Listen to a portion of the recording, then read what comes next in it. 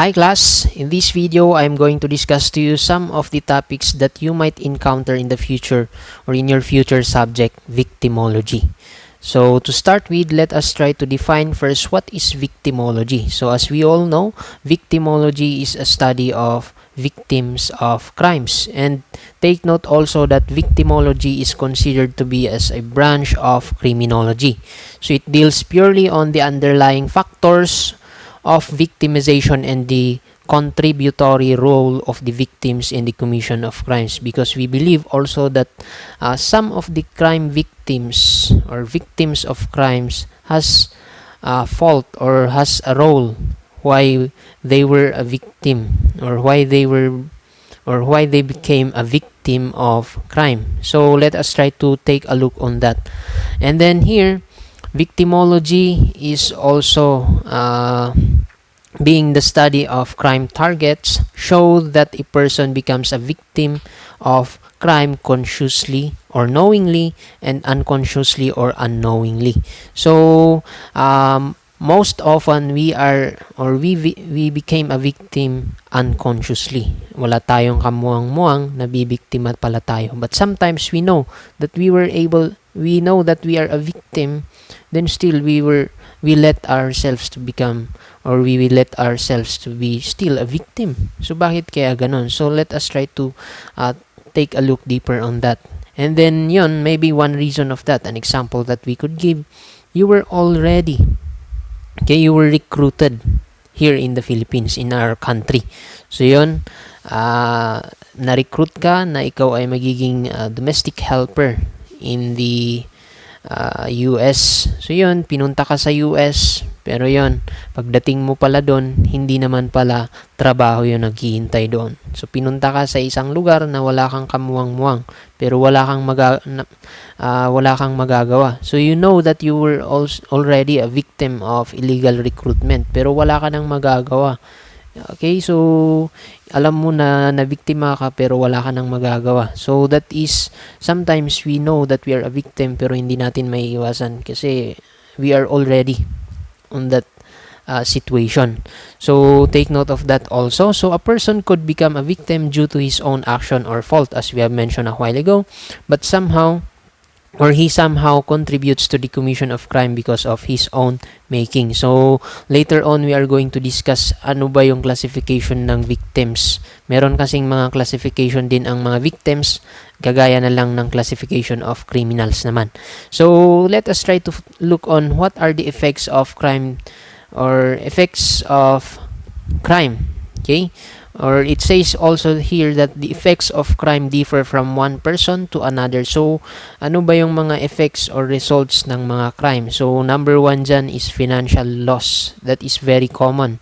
And then property damage, that is very connected, or it is mostly connected also with financial loss. So, meron kang nasirang gamit, then included na dyan, kailangan mong paayos yung mga nasira, gagamit ka ng pera. You're going to use money, maglalabas ka ng pera. So, that is also another result of crimes. So, nasabi din natin, crimes is very expensive. And then yan, physical injuries. So, aside from physical injuries, sometimes it could lead to death. And it says here, sometimes more devastating effects are the psychological wounds. So, it is very true. Yung trauma, sometimes hindi yan nagagamot or hindi yan nawawala. Yung trauma na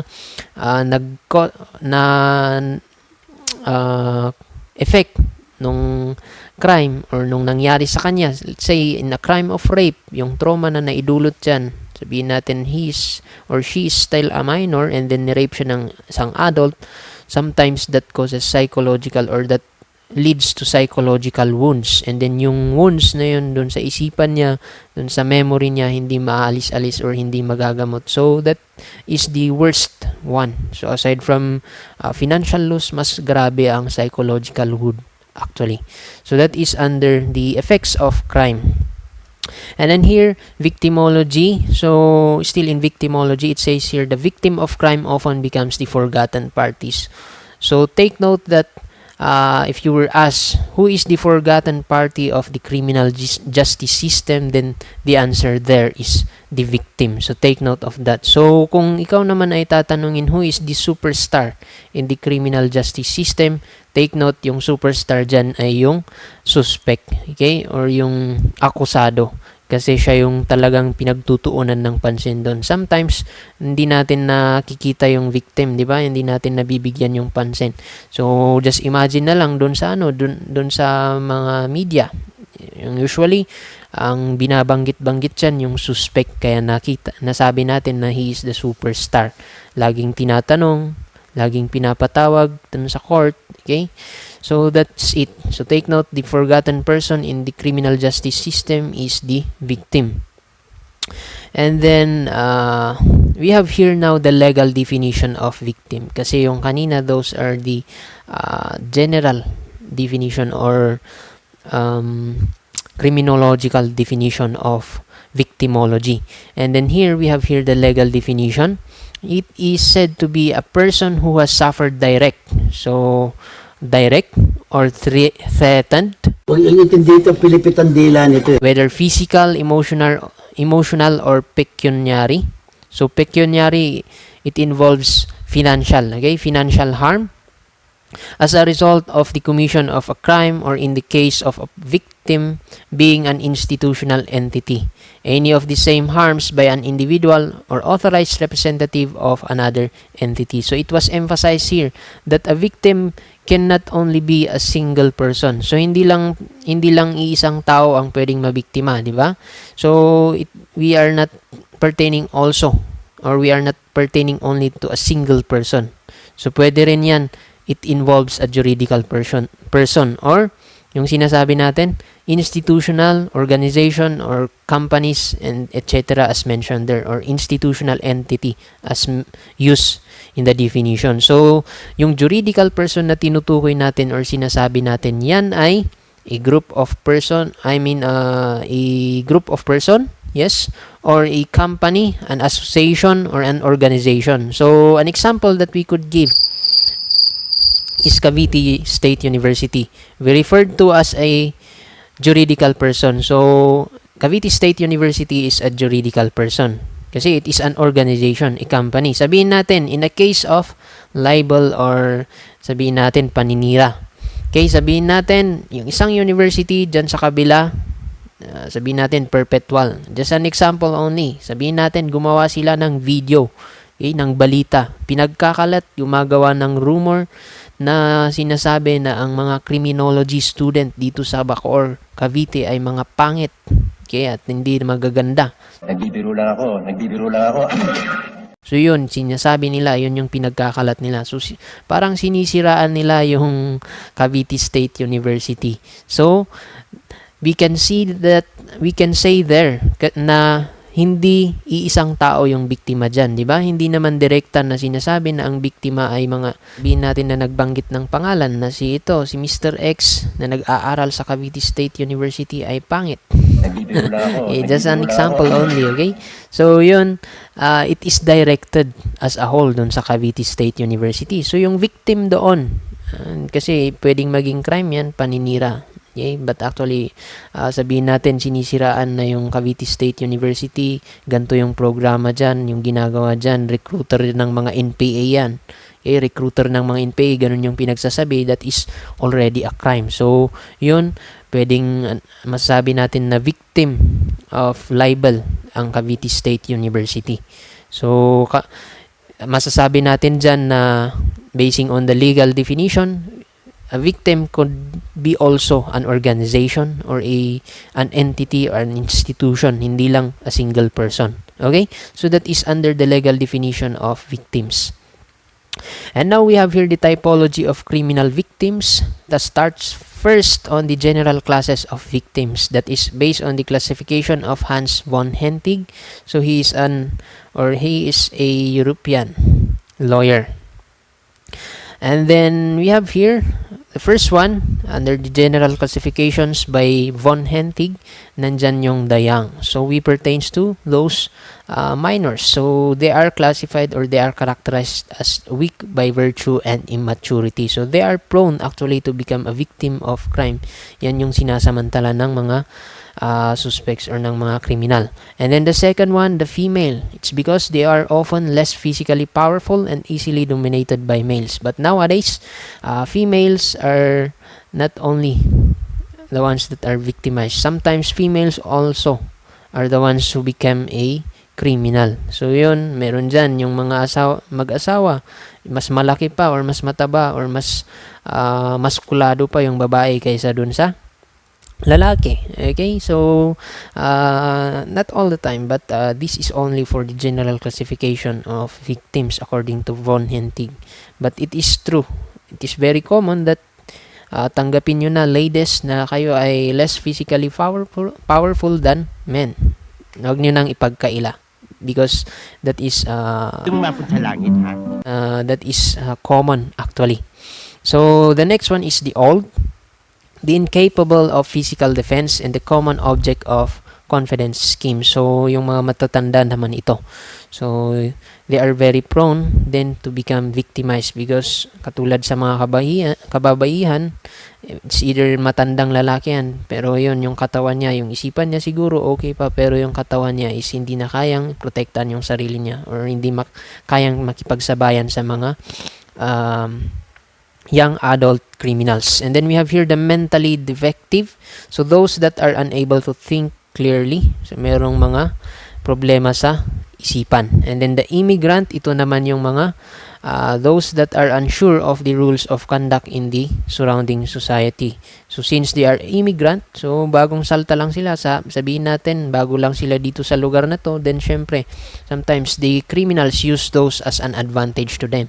So since hindi nila alam yung mga kalakalan doon, sila ay nabibiktima usually ng mga krimen. So kunwari, mga foreigner, meron dyan yung mga na-issue noon or nabalita noon na mga foreigner na binibiktima ng mga prostitutes. So yun, pinupunta sa mga hotel, okay, and then maya-maya, yun pala, pinagnanakawan. Okay, so that those are some cases or those are some examples in a way na masasabi natin that immigrants are actually prone to become victim of crime also. And then we have here the sixth one, the minorities. So racial prejudice may lead to victimization or unequal treatment by the agency of justice. So nandito na papasok yung mga mas nasa ibaba. Okay, yung mas mahirap. Nandito na racial prejudice wherein mas sometimes mas pabor kasi yung or mas masasabi natin na unfair yung justice system natin. Wherein kung may pera ka, okay, usually nakakatakas ka or na-achieve mo ang justice. Pero kapag ikaw ay mahirap lamang, sometimes you were not able or you could hardly achieve justice through the justice system na meron tayo. Okay? So that is an example that we could give under the minorities. Still on the typology of criminal victims, ngayon naman on psychological types of victims. So kung kanina it is the general classifications yung binigay ni von Hentig, dito naman psychological types of victims naman. So first one, the depressed. So it is also believed that those depressed person are easily deceived or easily to victimize also, or they can be prone to being victimized. So they actually become submissive person by virtue of emotional condition. So meron dyan, sinasamantala ng mga kriminal ito. So kunwari tutulungan nila yung depressed na tao. Okay? Until such time, aakitin sa isang lugar, ipupunta sa isang lugar, and then yun pala, instead na siya itulungan, yun pala ay gagawan ng masama. So sometimes being depressed, naghahanap yan ng kanyang comforter, okay? Bakit yan yun na inaasal mo? Ano ba ang drama mo sa buhay? Or ng tao na masasandalan, yan ay sinasamantala ng ibang tao. to commit such criminal acts. And then the second one, we have here the acquisitive or greedy. So these are the persons who usually wants more than what is sufficient, makes a natural victim of crime. So sabihin natin, or common dito yung mga nabibiktima ng illegal recruitment, okay, or ng mga scam. So dahil investment scam. So dahil sa gusto niya na yumaman agad, okay? Gusto niya ng easy money. So meron diyan lumapit sa kanya na orient about a certain company, investment company na magbibigay ka ng 5,000, wala kang gagawin, and then in a month magiging 1 million yan, magiging 50,000 yung 5,000 pesos na binigay mo sa kanila, na ininvest mo sa kanila.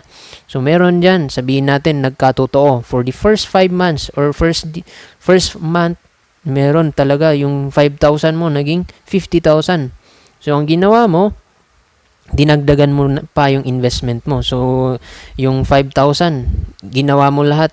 I mean, binigay mo na, ginawa mong 20 mil. Nag-invest ka ng 20,000. And then, the next month, okay pa. So, meron talaga. Bumalik sa'yo, naging 100,000. So, for the fourth try, dinagdagan mo ulit, ginawa mong 100,000. So yung after a month naging 1 million yung 100,000 mo. So yun. And then until such time nakuha nila yung loob mo. Binigay mo lahat ng ipon mo, benenta mo yung ari-arian mo, tapos ininvest mo lahat ng pera doon. And then yun, tinakbuhan ka.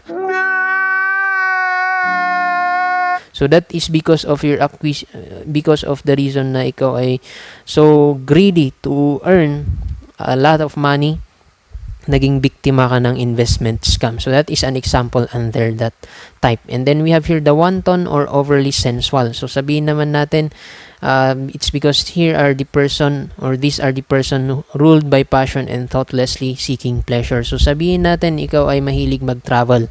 So you achieve happiness or pleasure through traveling. And then yun, meron kang nakita sa internet, a promo. Sabihin natin, a 2-day package or 2-day travel package papuntang China. Okay? So, yun, 1,000 lang yung babayaran mo. Meron ka ng 2-day travel package sa China, particularly in sabihin natin sa Beijing. Okay? So, meron yung promo, meron kang promong nakitang ganon. And then, ang ginawa mo, kumagat ka. And then yun pala kasi 1,000, kaya pala 1,000 pesos yung yung babayaran mo, hindi pala sa China yung papupuntahan sa'yo. Papupuntahin ka lang pala dyan sa may bandang or kabilang barangay. Okay, so that is very sad. You will become victimized because of you are characterized as a wanton or overly sensual victim. So that is also being seen as an opportunity by criminals, yung mga ganyan na characters or typology of victims. Okay? So, being aggressive in a way na yun, greedy to achieve a pleasure also. And then we have here the lonesome. Ito naman yung mga, okay, the person who is usually or who are usually alone. And then they are prone also to become victimized in a way that yun, sabihin natin, ikaw ay walang kaibigan. Sa school ninyo, wala kang kaibigan. Wala man lang gustong lumapit sa'yo. For almost 2 years, walang lumalapit sa'yo. And then at certain time, biglang merong lumapit sa'yong tao. Okay? Tamad ka ng mag-isa or sawa ka ng mag-isa. Nagpakilalang tao sa'yo. Okay? Lumapit sa'yo, naging close kayo. And then until such time, pinakilala ka sa mga kaibigan niya, mga ganun. And then yun pala, for a certain month na pagkakaibigan nyo, naging close ka masyado sa kanya, nagtiwala ka masyado sa kanya, napunta ka pala sa isang gang. Okay? Gang. And then yun, akala mo siya ay kaibigan mo, yun pala ay igagawin kanyang offering sa kanyang mga barkada. So that is very sad. Okay? Ikaw ay nabiktima ng gang rape.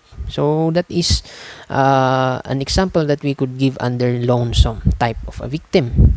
So take note, they are also prone to become a victim of crime.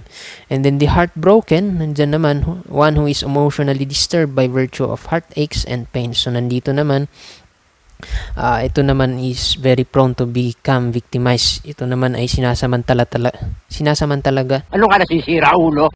sinasamantala talaga ng mga ibang tao, wherein kunwaring i-comfort yung tao, okay, and then hahayaan na makuha yung loob, okay, yung trust until such time yun pala ang gusto lang pala is yung ma-achieve yung tawag ng laman.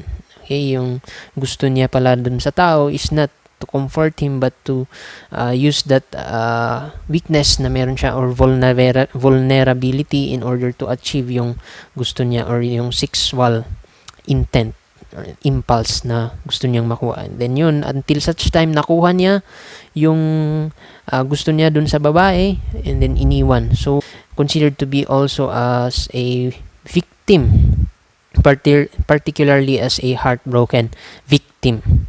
And then next one we have here the tormented, a victim who asks for it, often from his own family or friends. So these are the types of victim also or that let themselves to be abused because yun dahil sa kanilang kaibigan, dahil sa kanilang pamilya. Okay, they let themselves to become victim of crime just to save, just to make their family happy or to parang sacrifice kumbaga. Okay, so that is under the tormented type of victim.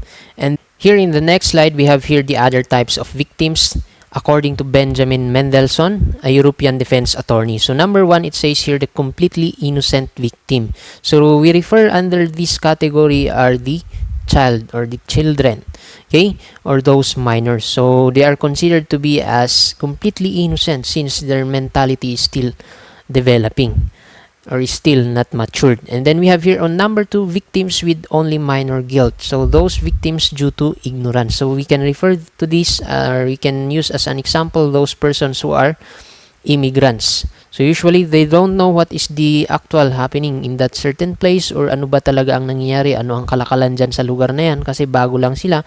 They can be prone to be a victim of crime also, especially a crime of robbery, a crime of theft, pagnanakaw, or panloloko, and others. So we have here now in number 3, the victim who is just as guilty than the offender. So sabihin natin, dito naman ikaw ay hinahamon-hamon mo yung tao. Okay? Hinahamon-hamon mo ng suntukan, pinagsasabihin mo ng mga hindi magagandang salita, mga malalaswang salita, pinagbabantaan mo yung tao. Mga bunganga nyo! Sahihin nyo! And then until such time na pikon yung tao, binaril ka. So patay. Ikaw ay wala ng buhay. Wala na, finish na. And then, ayun, you are classified or you became a victim of killing. And then, you were classified as a victim who is just as guilty than the offender. Kasi hindi mangyayari na ikaw ay papatin or babarilin kung hindi mo siya hinamon or hindi mo siya pinagsasalitaan ng hindi maganda na nag-cause sa kanya na nawalan ng pasensya and then nagawa niyang barilin ka na lang para tumahimik ka na. Parinig ka ng parinig.